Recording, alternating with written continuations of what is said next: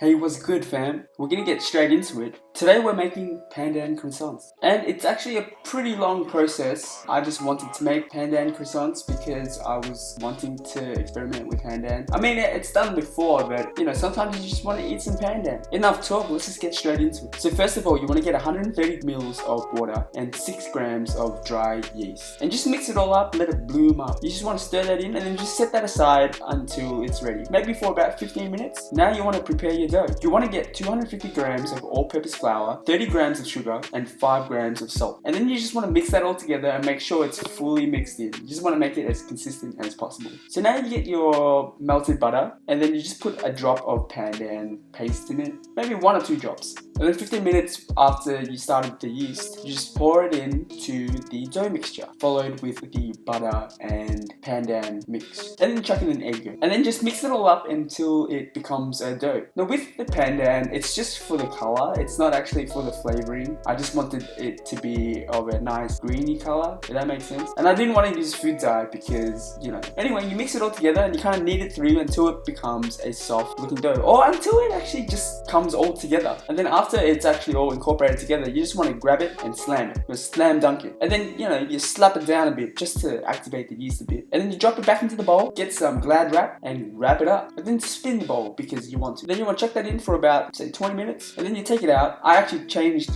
bowl. Now what you want to do is you just want to kind of just pinch it, raise it, and just fold it over. And you just need to palm it down until all the edges are folded. And then you want to turn that upside down, leave the seal side on the bottom. And then you want to cover it and then put it back in the fridge for another 10 minutes. And you want to do this 2 more times.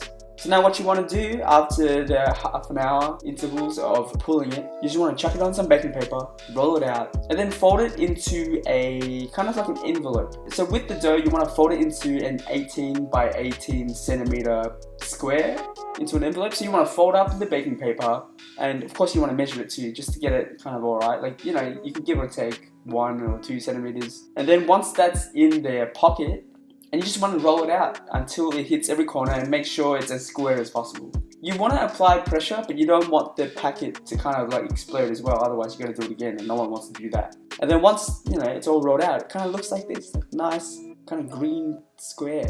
I mean, you can kind of use any flavoring. I just wanted the green color in this one. And you want to roll it out nice and slowly, and then it kind of looks like that.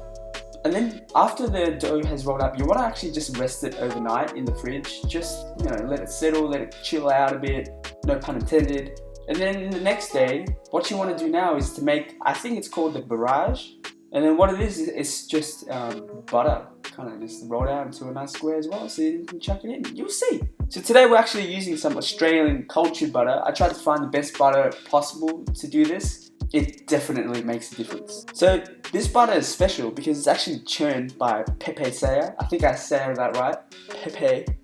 And it actually smells so good. Anyway, you want to cut and kind of measure that up because you want 138 grams of butter. And then after all that's done, you kind of want to just kind of follow the same process as the dough. You want to roll it into a nice square, but this time you want to roll it into a 10 by 10 centimeter, kind of like a butter roll square, and just want to make it as even as possible. You know, I pre-measured the baking paper just to make it easier for myself. And what you want to do is you fold it into the envelope as before, and you kind of just roll it out until it is looking like a slice of cheese. And then you want to chuck that into the fridge for about 10 minutes just to let it cool down. And then you want to get your dough out and roll it out. You want to just stretch out the corners like so, and then pull them out. That looks funny. And then once the butter has kind of hardened up a little bit again, you want to chuck it right in the center, like just diagonally, you know, it's just the other way. And then you want to get each corner, you want to pull it into the center of the butter and then press it down. You just want to make sure the butter is actually fully encased in the dough, just so that the butter doesn't really come out, and you know. And here we go. And then what you want to do is you want to just bang it down. I mean, my camera is not as stable as I thought, and it just gives it an extra effect of shock. And then when you kind of just like knock it all down, then you just want to start slowly rolling it out. Make sure you kind of want to make sure that the butter is evenly spread out. Now you want to keep rolling it until it's about 45 centimeters long, and it's kind of looking like this. You can pull out the corners a little bit, just to get a bit of a more rectangle shape. And then what you want to do is you want to fold it one side 3/4 of the way, and the other side just to touch the other side. And then with the longer side, you fold it on over, and you get this long ass piece of dough. And then what you want to do is you want to chuck it into the fridge again, just to let it cool down. Maybe I'll say another like half hour, and then you're gonna roll it long ways again. And it kind of resembles like a skateboard. Like you wanna roll it out till it's like another 45 centimeters, and then it looks like a little hovercraft or something from Back to the Future. But like as long as it looks cool, and that's it. Then what you want to do is you want to fold it in thirds. I think it's called letter folding.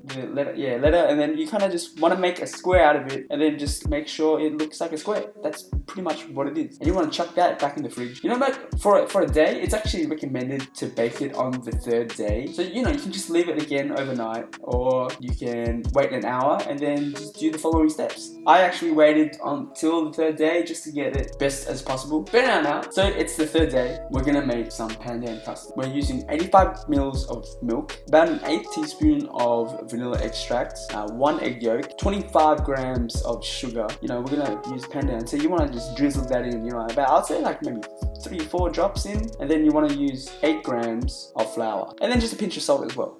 And then you just mix it up. You want to make that as consistent as possible. And it comes out to this nice kind of green color. I mean, it looks kind of gross, so it's not nice, but it's just this kind of green color. And then you want to consistently mix up because you don't want it to burn. And then once you notice that the bubbles or the foam has actually slowly starting to disappear, that's when you take it off the fire, off the flame. And then you just keep mixing it until it cools down, because you don't want it to become like a thick, pasty paste dough cream. You don't want it to become just too thick. You kind of just want it to leave it a bit runny. I think I left it in there for a bit too long. I think I left it for maybe 3 seconds too long, and then it kind of got a bit tougher, but it's still kind of okay. Then now what you want to do is you want to get out your pandan dough, roll it out until it's about 26 centimeters wide and about 1/2 centimeter thick. And then the lengthwise, it's really just as far as the dough can go. And then you want to just measure up, doing about the long end. You want to do about 10 centimeters long, and then you want to cut it from the middle. So you're gonna make a triangle. And I actually couldn't be bothered getting my knife, so I had this. I have my like pizza cutter, and I mean it works. It's like the perfect length for it too. And then you just cut it, slice it, and not dice it. You want to just slice it, and then you have these beautiful long ass triangles that kind of look like they just look like pizzas, really long ass pizzas. And then you want to get your custard, and then just smear it along the croissant dough. You can put as much as you want. I just wanted a little bit because it's actually pretty hard to roll a huge one. And then you kind of just grab the long end, press it down as much as you can without the custard kind of coming out, and you roll it up. You just roll it up until the croissants look like croissants. It kind of just looks like that. I mean, like it's not perfect, but it's gonna do, And then you just finish off all the others, brush it with some egg wash, and then chuck it in the oven to let it proof. Because I don't have another baking tray, I had to just put it in the oven, just maybe about 15 degrees, chuck it on at 15 degrees, and then with the door, just slightly open, just so it can proof. You don't want a draft, or you don't want air to be touching it, otherwise it forms a skin. And then once that's kind of proofed, it's gonna puff up a little bit, and it looks kind of like this. So it's pretty dope. So the next step, you want to just put some more egg wash on it, and you want to bake them for 15 minutes at 200 degrees Celsius. And 15 minutes later, they look like this. See, like that's actually a croissant. I'm actually really happy that they kind of worked out, because it's kind of my first attempt to actually make croissants before, and I've always wanted to make it. I just felt like doing it. So now I'm just gonna cut it up to see what it looks like on the inside, and I think pretty sure that looks like a croissant from the inside, and it tastes like a croissant on the inside. Actually, I also made some eBay croissants as well, but I burnt them twice, so it kind of sucked. So I wasted 3 days of work. But who really cares? I can just make it again. It's only 3 days.